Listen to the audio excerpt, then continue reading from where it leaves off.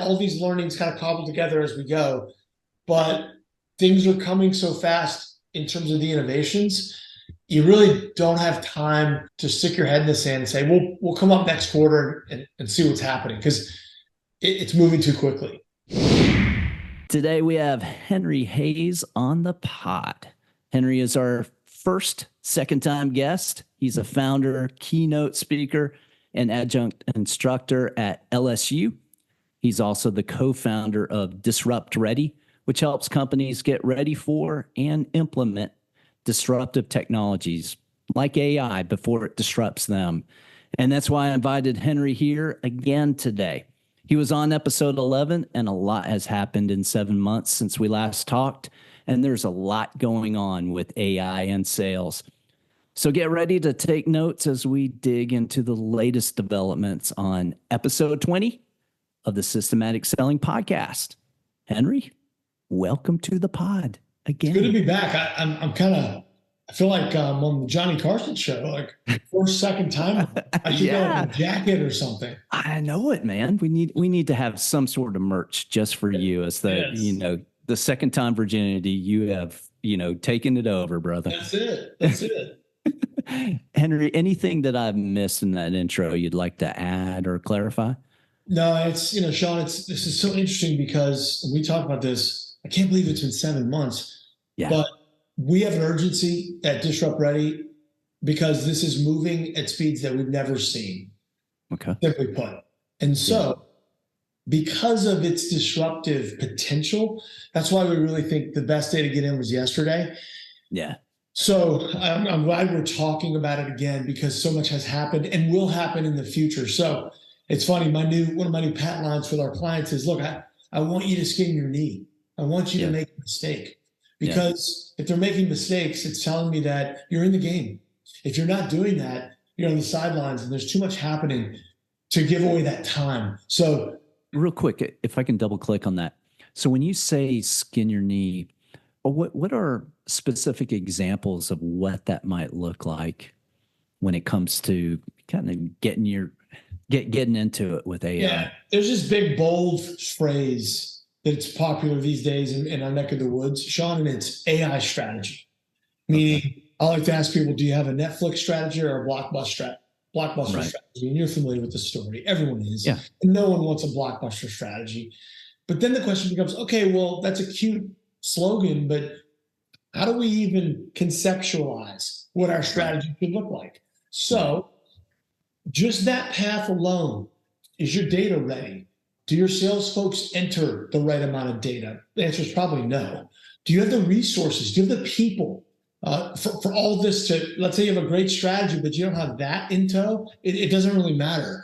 So I think that when we talk about this big word of this big phrase, AI strategy, you can and should make some mistakes because at this point in the game, there's so much to choose from that part of our clients' biggest problems these days is they want to do it all, and you can't do it all. There's too much change for humans to appropriately use it, and then B, we kind of take for granted that we are creatures of habit, and so anytime that habit is rocked, humans will push back.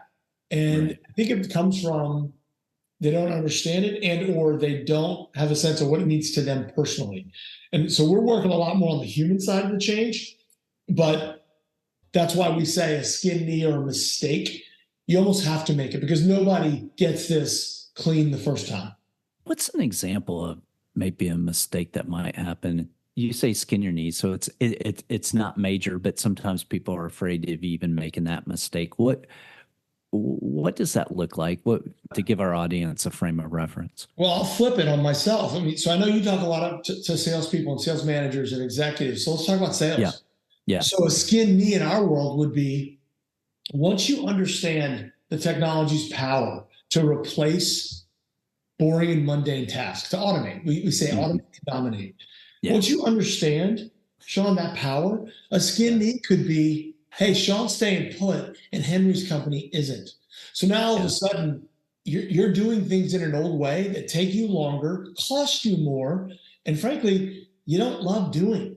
So that's a skin knee, and you haven't done anything. You haven't even stepped into what could be to flip it back, a skin knee might be, we've developed some of these tools and we dropped it into organizations that we didn't do the human side first, meaning, hey guys, change is coming. Let's walk through why this is great for you and the organization. Here's what you can expect. We've learned to precede our field in doing that. Yeah.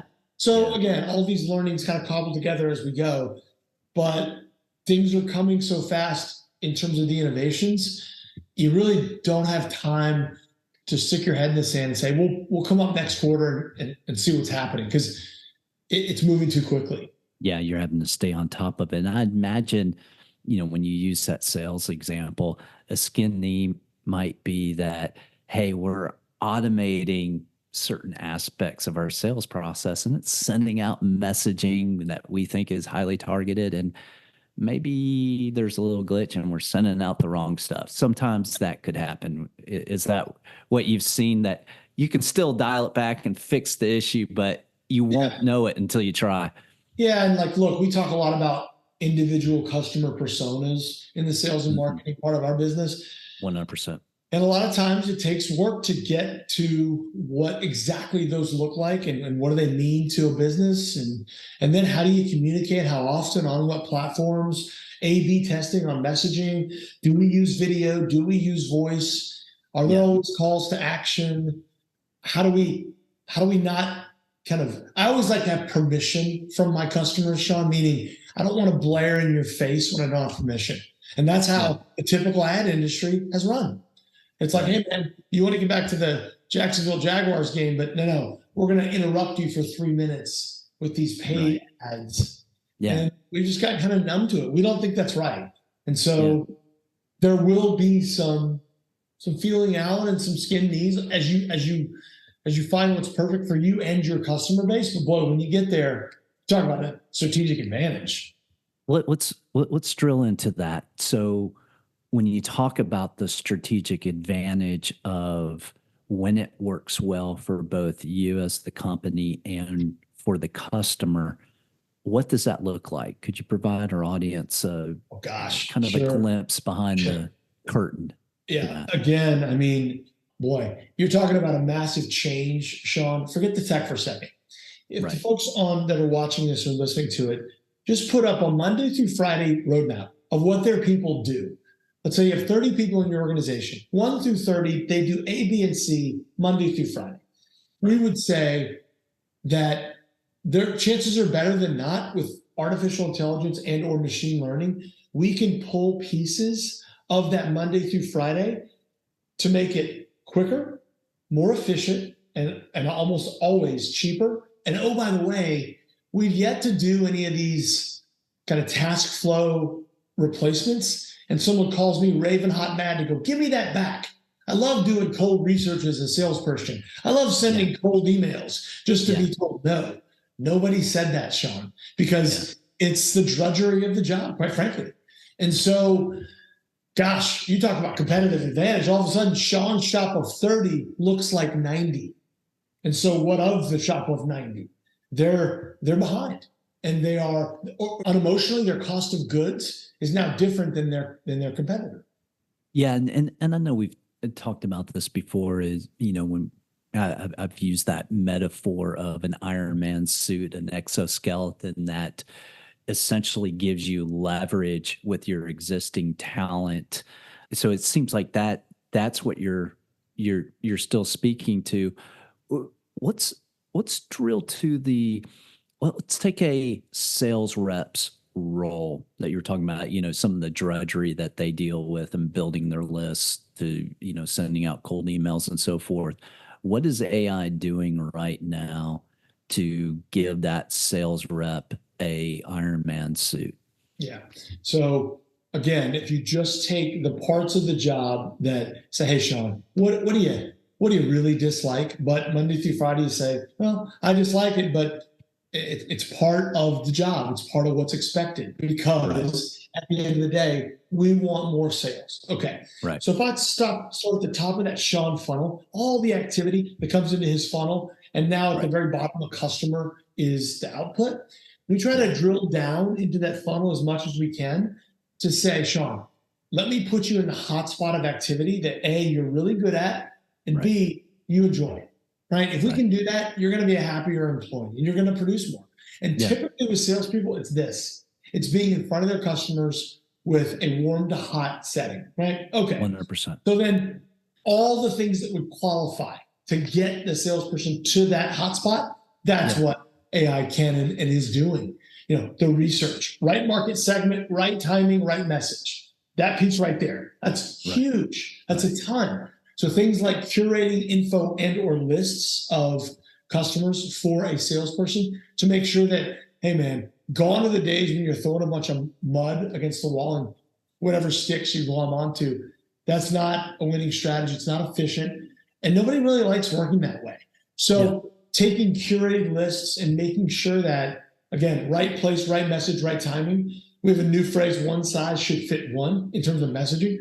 And when you do that, or you get close to that, you're just operating at an efficiency that most sales folks have never felt. And it's a brand new day. So that's the macro. The micro in that would be things like scheduling, messaging, in some cases, replying to emails. But in a more broad case, reaching out to customer segments. I always like to say, let's look in the rearview mirror and let's figure out who said yes before. So if I had gone to Sean's olden days as a car sales guy, who raised their hand to buy a car from Sean? And you had like 10, 12 years in that business. So there's a lot of yeses. So logic would dictate, as opposed to trying to find folks that had never said yes before, which seems like a lot bigger, heavier lift. Why don't we index down the people who have said yes, find out what's common to them, and then double and triple down on messaging, right? So we're not trying to sell a pound cake to a type 1 diabetic. So those kinds of things, AI can replace and augment. So what you were saying there, if I'm hearing you correctly, is you could take the data that's in your CRM and reevaluate who your ICP is, so your ideal customer profile. So you have a hypothesis of who it is right now. If you're not a super established company, you have a hypothesis, but you've had customers. And what you're saying is you can use AI to evaluate who's already bought from you and what are the common elements. And I imagine, like you use the car or truck sales example, it can also help you figure out their triggering mechanisms of what brings them back in the market for recurring purchases and so forth. So you're seeing it as an intelligence gathering and processing tool. Am I hearing you correctly? You are, and I'll go one further. So Sean on his best day was on the lot, and Sean, your radar was someone's coming in, you're going to immediately create rapport. Okay. Right. While you're doing that, you're an N of one, meaning you're in it, brother. It's like a tennis match. You're back and forth. You know, you're building that rapport, that relationship. And what's happening behind the scenes? Who's communicating to the people that have bought from you? No one, because you're busy. Right. So right there, if you just take that right there, you win. You begin to win. But let's go one further. Let's say you're 2 years into your stint, and you have the ability, Sean, to send messages to your customers who are a month or two from being out of the warranty of their vehicle. Most of us would say, gosh, I don't even realize that I am out of warranty, and then something happens and you go to the dealership and it's a big bill. What if Sean or Sean's AI has the ability to send a message to Henry, right? And say, hey, you bring the vehicle in, you got a month left. Let's see if we can get the dealer to pay for anything. Just a shot in the dark. That's value. But you don't have time to do that because you're with the current customer. Again, it's a little micro example of an AI agent being able to do it for you. And real quick, so the way that would have typically been done is, you know, you've sold the vehicle and you put in the date of the in-service date of when that vehicle was sold. Mm-hmm. So then you could schedule a reminder to say, hey, when it hits X number of months prior to the warranty period being over because of the original in-service date, go ahead and issue a reminder to the customer. That would be a manual data entry process. What is the layer that AI is doing to make that more efficient? I would ask Sean, how do you want it? I could send it in your voice. I could send a text message to your customer. I could send them an email. Certainly we could send a letter, but this is another great part of the technology. It's like, what does the customer want? Right. Some might be, email. Some might be, no, just send me a text message. Some might be a quick memo. It depends on what they want, but you have that ability and that option. So that, again, that's kind of this phrase of like one size fits one. And Gotcha. So you can choose the delivery mechanism. You can choose the messaging that would be going out, and the difference between have a manually inputted and reminder system is that you as the dealership and the sales rep don't necessarily have to be reminded and determine the next steps. The AI would serve as that agent that would manage that process. And then based on how it reads or determines or whatever data was originally entered to determine how to best deliver that message and how to craft that message for the next step. Yep. So that's exactly right. Mm-hmm. Okay. Yeah. I think, and again, think about the flip side. The customer bar, unfortunately, Sean, is so low now that we're used to this kind of cut rate. Everybody's busy. Everyone's stressed, overworked. It's hard to get good people. So unfortunately, customer service suffers. And so boom, if you institute thoughts like this, what a great time to really begin to build a pretty wide moat around the people that say yes to you. You're making it really, really difficult to pull that person away from you. Yeah, that makes sense. Before I ask this question, you earlier had mentioned two different terms, or you made a distinction between AI and machine learning. Mm-hmm. Is there any way that you can distinguish what those definitions are? And sort of talk to me like I'm a fifth grader here and making sure I understand. My audience is a lot smarter than me, but I'd like to understand how you see the differentiation. It's a very good question, one that most folks don't know. So imagine, Sean, AI is the big circle. Machine learning is a subset of AI that kind of enables computers to learn and make decisions based on data.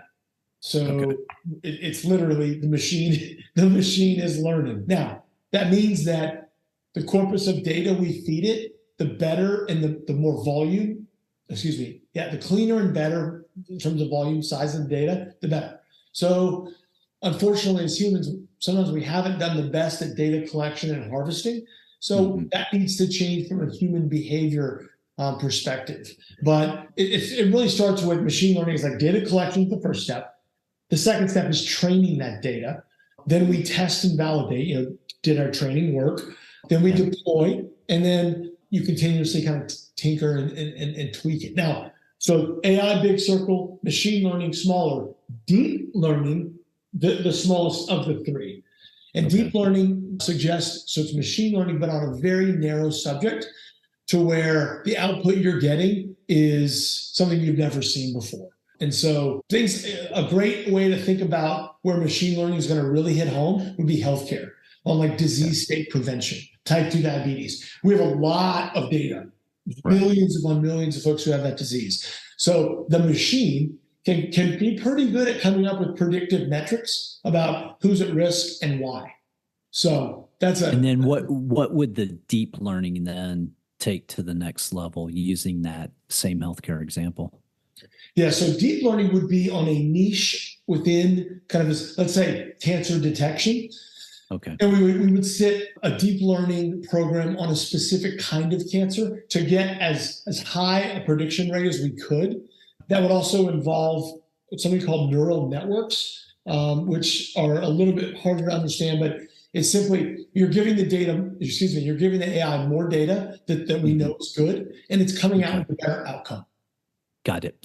So if we think of AI being the full circle, then you mentioned a subset of AI being machine learning.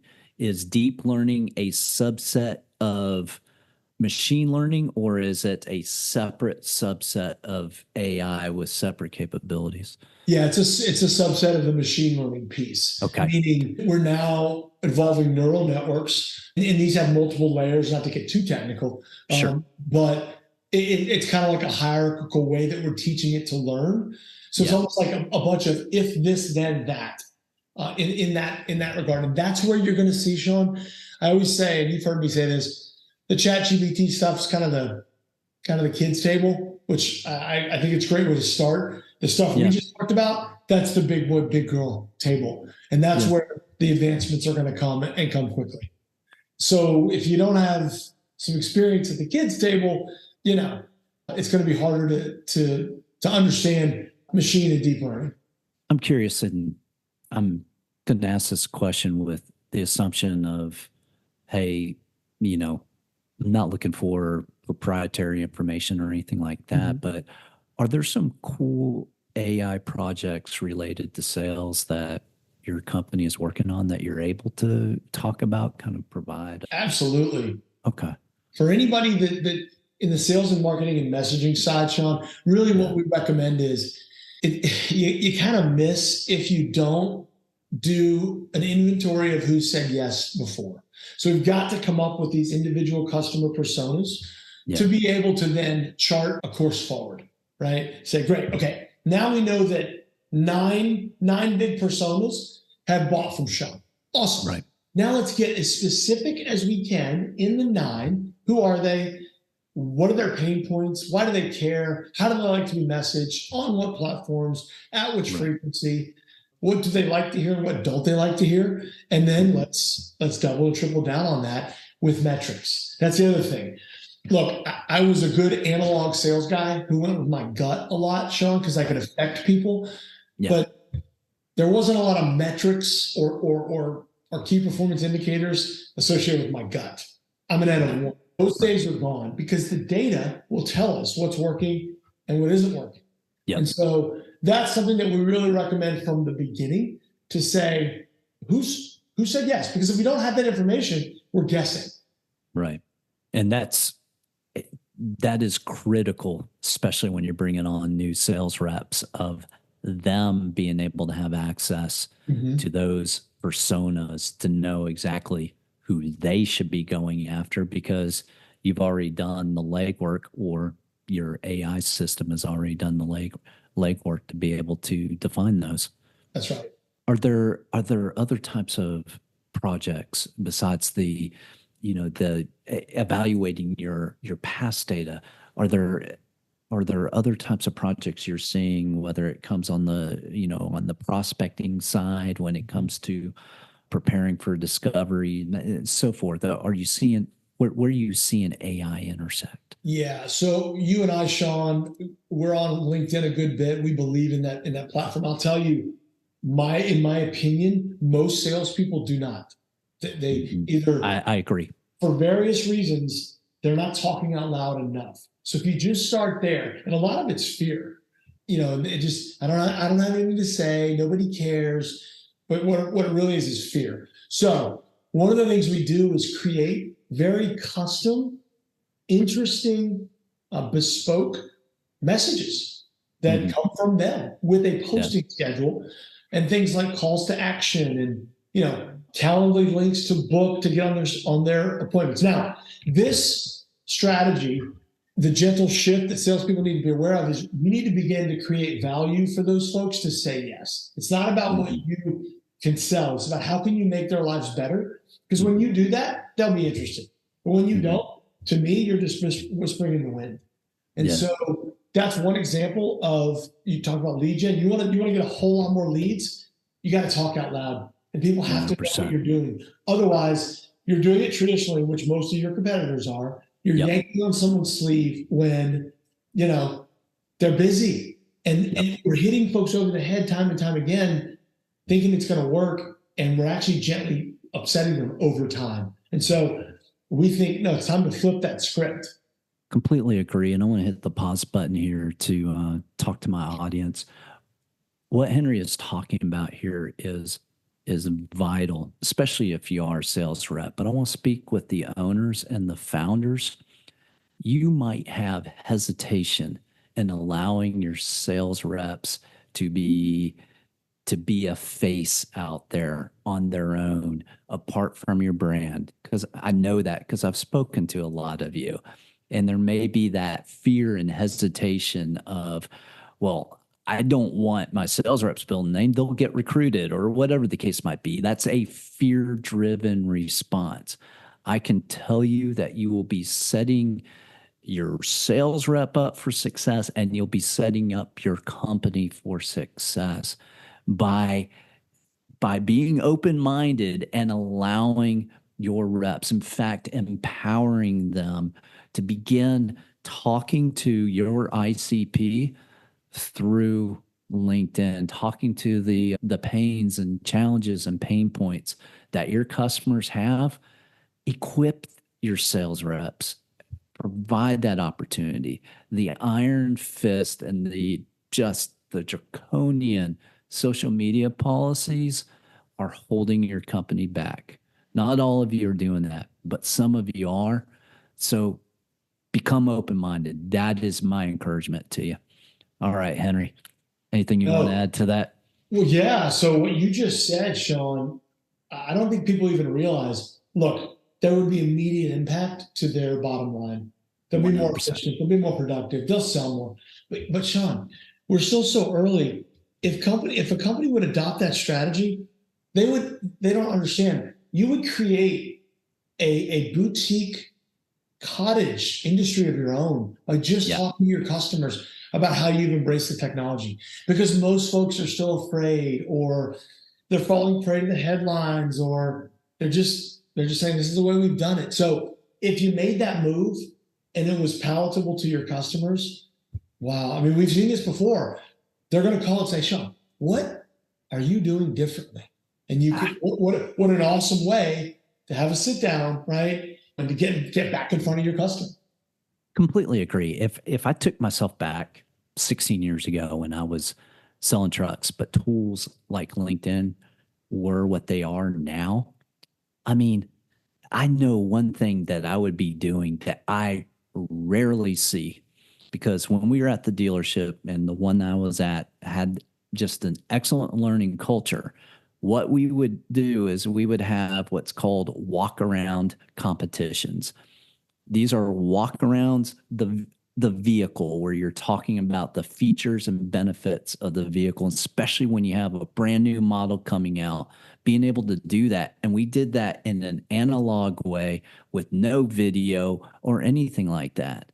If I were in that market today, I would have several of those. I would go to every new model. In fact, I'd go to every model I've got and do these walkarounds as a way of bringing value to an audience of, here's something you may not know about this. Let me introduce you to this vehicle. And you're not selling. You're building your expertise. You're showing that you know your product, and you're making a connection with potential customers. And it's such an underused ability, or underused tool. And then, as you were talking about before, Henry, is that you can incorporate AI to help you craft the messaging, or you do this long form video content, and AI can help you shorten that down to what's going to be most salient to your audience. Anything you want to add to that? Yeah, Sean, remember, look, if you and I are friends in the 40s and the 50s, and we're really good sales guys, yeah, we used to meet at a park or a parking lot or an area of town, and we would walk blocks and knock on doors. Yep. And it's funny for people that are in their 30s, 40s, maybe even 50s, to think, wow, what an odd way to do it. That was the traditional way, right? Yeah. And then something called the telephone came into vogue, and you could stay in an office and call. And then a computer came, meaning all we really had is gentle change. If you really want Right. to boil it down that way. The problem is this is so much faster. And so in an era that always has changed, it's speeding up. And so now the issue becomes, do you want to compete and do you want to serve your customers better? Speaking of that accelerated change, what new AI capabilities specifically for sales might we see, say, in the next 12 to 18 months that you think could just blow our minds? What's something that's not here yet, but is coming so soon we need to keep our eye on? There's a word in our business shop called multimodality, meaning, get your head around this. In that time frame you just announced, you would be able to send a video text message, so it looks exactly like Sean, audio, video, to your customer with a very specific message. So not one size fits all, but one size fitting one. And you'd be able to do it while you're talking to a customer. So your system behind you with very specific rules, right? We're not hitting everyone over the head with this, but with rules, we'd be able to reach out to people on brand, on script, on who Sean is, in Sean's voice. That is going to be here. So if you ask yourself, and a lot of people are scared of it, I get that. But ask yourself, if it's true, then how do you respond? Do you try to compete with that by doing what you're doing today? I would say that's a bad idea.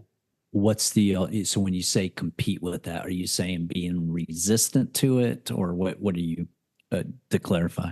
Yeah, exactly. Thinking, well, we've done it this way for a long time. We're just going to continue to do it because we don't understand.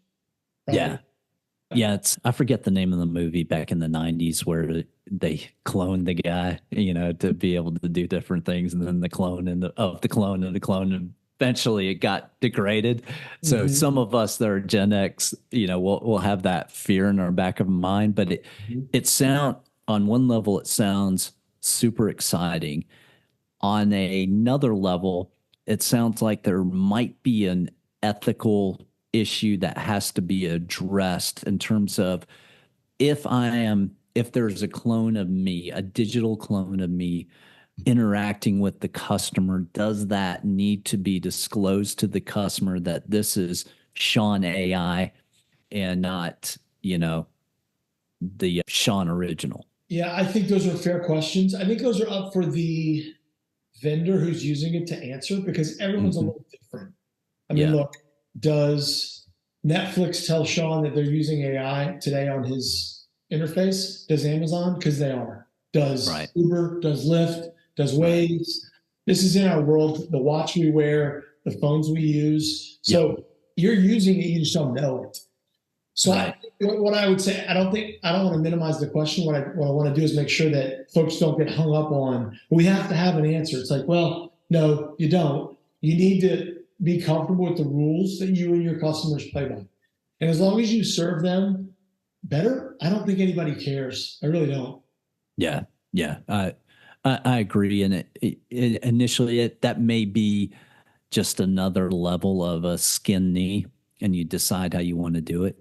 My gut would tell me, hey, be transparent about it, let them know, and make that just a cool part of the service that, they can have certain questions or actions being attended to quicker. And maybe you frame it that way. And in other cases, maybe you choose not to. And that would be a case-by-case basis, I would imagine. Yeah, and look, with your personality, Sean, you're thinking about the right way. You could completely index to the fun, the newness of, AI Sean, avatar Sean, because we're not yet there where it's so good that you're not going to be able to tell the difference. Now, we're close, but why not have fun with it? Why not say, hey, isn't this funny? But again, for a salesperson, it's got to be value. Yeah. And I imagine some folks may actually prefer the AI Sean over the original. Who knows? Could be completely improved with Sean 2.0. Anything that we haven't talked about when it comes to the trends to be looking for in AI and sales that you think would be important for our audience to know about? Yeah, I've said it before, but yeah, the best day to get in was yesterday. And folks have to have that mindset to really step in and not make this theory. It's got to be theory's got to lead to action because the game has started. And there's not an industry, Sean, that hasn't stepped into using AI every day in its processes. So the time is now, if your folks are competitive, to say, okay, this is no longer a cute little theory. It's time to get in. Yeah. Henry, where can our audience find you? Best ways on LinkedIn, just like you, Sean. Henry Hays, Hays. Connect. I love talking to folks on LinkedIn, messaging how we can help. We're at disruptready.com is also an easy way to find us. You guys have a newsletter, correct? We do. They sign up for it on the website. Yeah. Awesome. Well, I really appreciate you. And just real quick, you all out there, if you're not already following Henry Hays from our first episode with him, go on LinkedIn, look up Henry Hays. It is Hays. And, click follow, connect with Henry, because you don't want to miss his content. When he's talking about how quickly things are changing, you can have your finger on the pulse a lot of times just by seeing what Henry posts on a daily basis. So, valuable resource. Go do that right now. And Henry, I really appreciate you joining me today. It's always a pleasure jamming with you, and glad we had the opportunity today, man. I'm looking forward to the third. I can't wait for a return visit. Sounds great. Hey, you're in a great industry that constantly changes, so it merits updates. So well done with that, brother. Okay, Sean, thank you. Thank you, Henry.